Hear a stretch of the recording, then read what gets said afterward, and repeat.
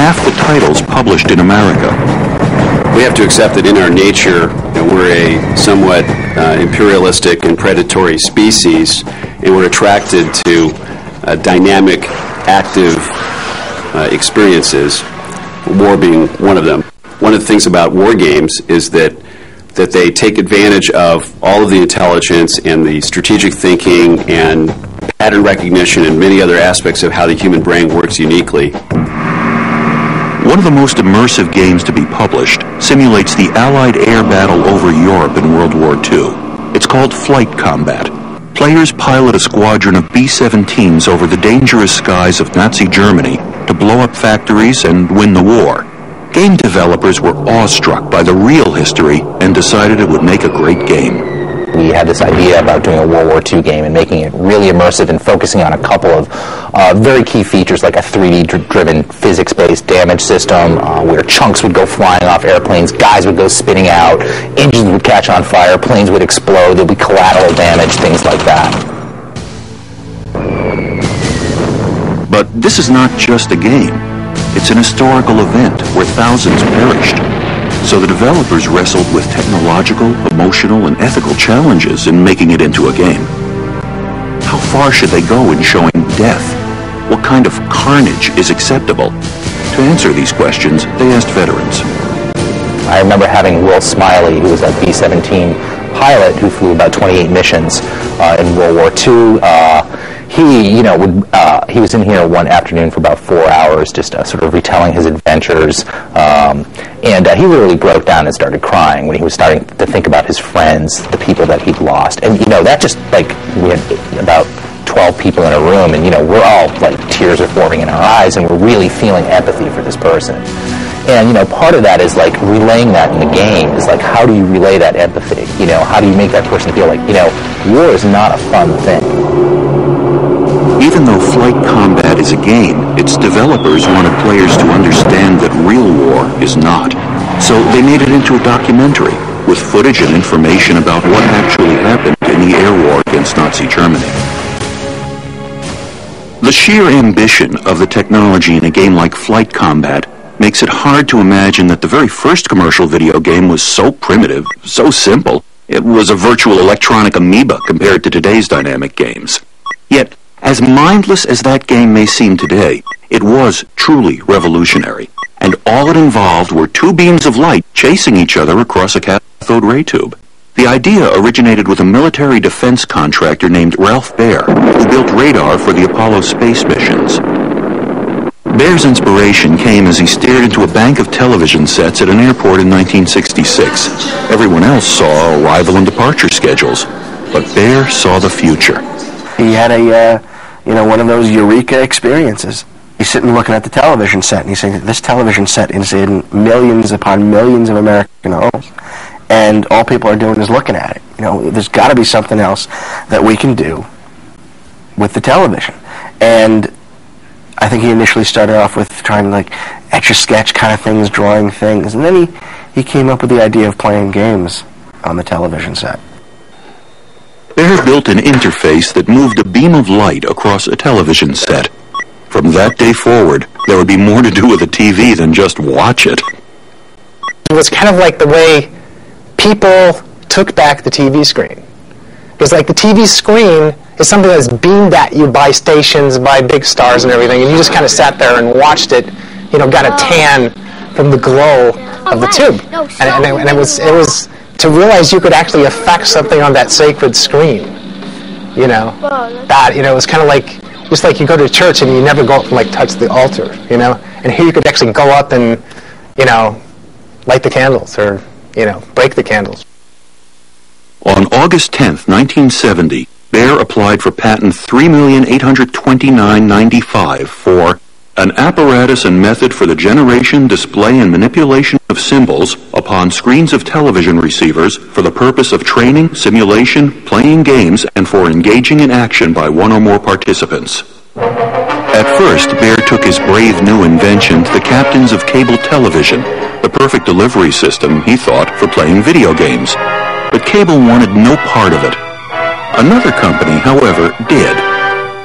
In 1972, Magnavox released Baer's invention, a home game console named Odyssey. By adding a piece of plastic over a TV set, it became 12 different games, from table tennis to hockey.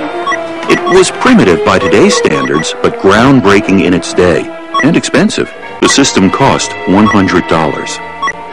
Odyssey, the world's first home video game, was a moderate success. But another game took America by storm. It made a millionaire of its creator, inspired the idea of video arcades, and reinvented amusement. The world would never be the same.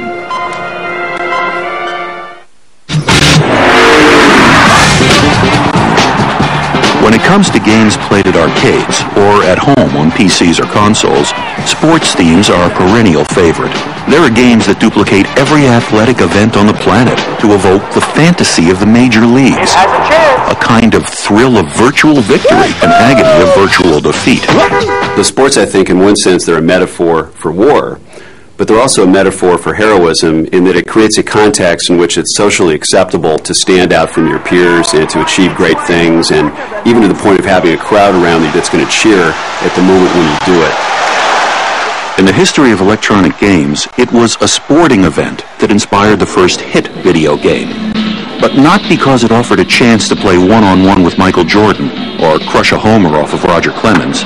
It was a sports event because it was technically possible to create and both simple and fun to play.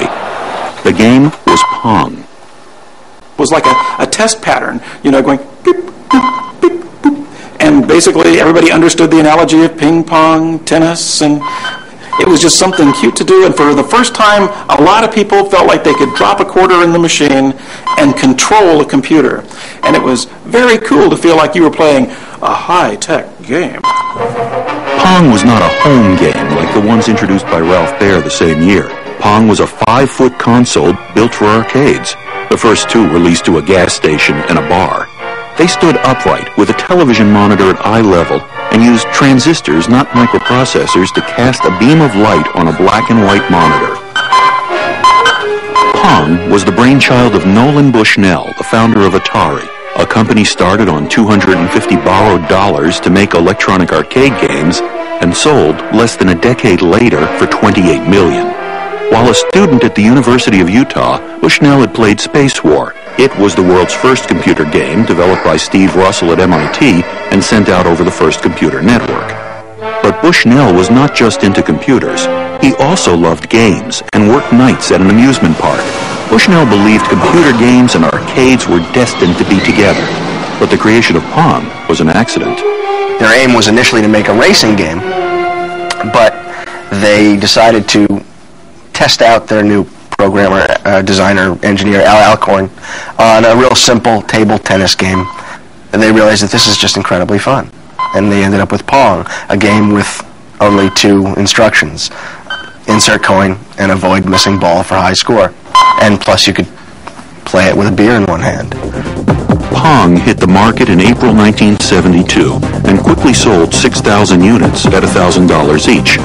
Now, standing next to pinball games, shooting galleries, and skeetball was Pong. But in less than a decade, pinball arcades would become video game arcades. The demand for Pong was so great they couldn't keep up with it, and the games overflowed with quarters, jamming the machines. Pong was a Neanderthal compared to today's sports games, but it was the first step in an evolution to virtual reality that was achieved one breakthrough at a time. The first advance after Pong's transistor-based technology was the use of a ROM chip to store graphics in a game called Tank in 1974. Now, for the very first time, an object actually looked like something, not just a stick figure. After Pong and Tank, the technological crusade was to get more data, more bits on the screen. Insiders called it the bit revolution. That basically means that you can get more data through, in a fraction of a second than you could before. all your throughput to have dots bouncing against each other in the Pong days, and then to have blocky polygons moving in the 8-bit days, and then to be able to have more colors in the 16-bit days, and then to be able to have more polygons and textures in the 32-bit days and the 64-bit days. All that really means is that you're pushing more information onto the screen and that everything looks brighter and bigger